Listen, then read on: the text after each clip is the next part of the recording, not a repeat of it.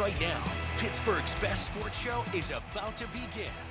Call us or tweet us. We've got things to talk about on the Ireland Contracting Nightly Sports Call. All right, thanks a lot, Ken, and thank you for tuning in to the Ireland Contracting Nightly Sports Call. I'm Rich Walsh in with Chris Mueller tonight on the other side over at the 93.7 The Fan Cam. And we're going to be talking about the Steelers. And did they get things turned around on the offense? That's a big question. Everyone's excited again, just like they were in the preseason.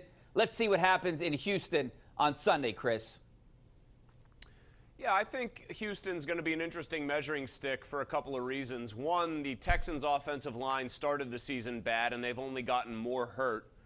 So it should be open season on C.J. Stroud, but that's sort of the other place my brain has gone when thinking about this game. I don't know, Richie, if you did your due diligence yet and watched back like a psychopath like I am, the Texans-Jags game from last week, but I actually sat there and sat through a 36-minute condensed game, and C.J. Stroud looks good, man. He looks really good, and that's kind of the frustrating thing going into this one. They should be able to get after him and really make him uncomfortable and hopefully get him to throw his first pick of the year.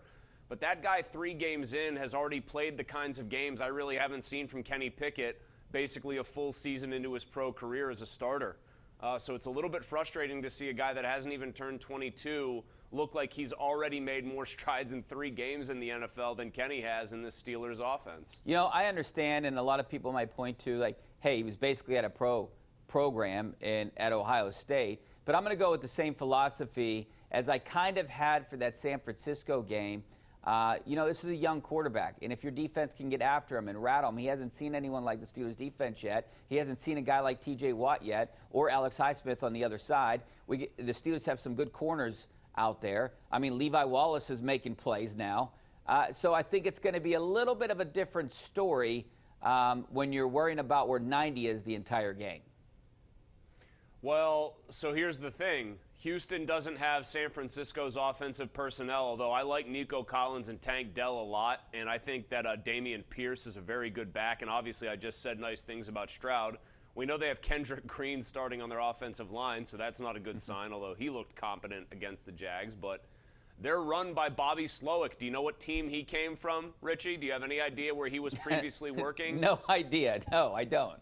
San Francisco. He was their passing game coordinator. He worked under the Shanahan tree. He was with Washington way back when they had a bunch of precocious coaches. So they're going to know some things that they can do because of Slowick's basic knowledge and some of the things he's taken from Shanahan.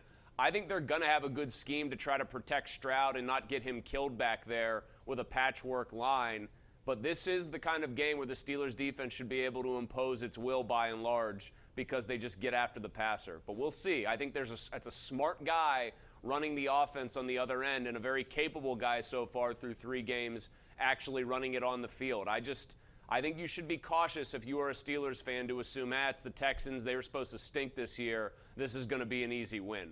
Yeah, look, I am cautious, and I'm not so much worried about the Steelers.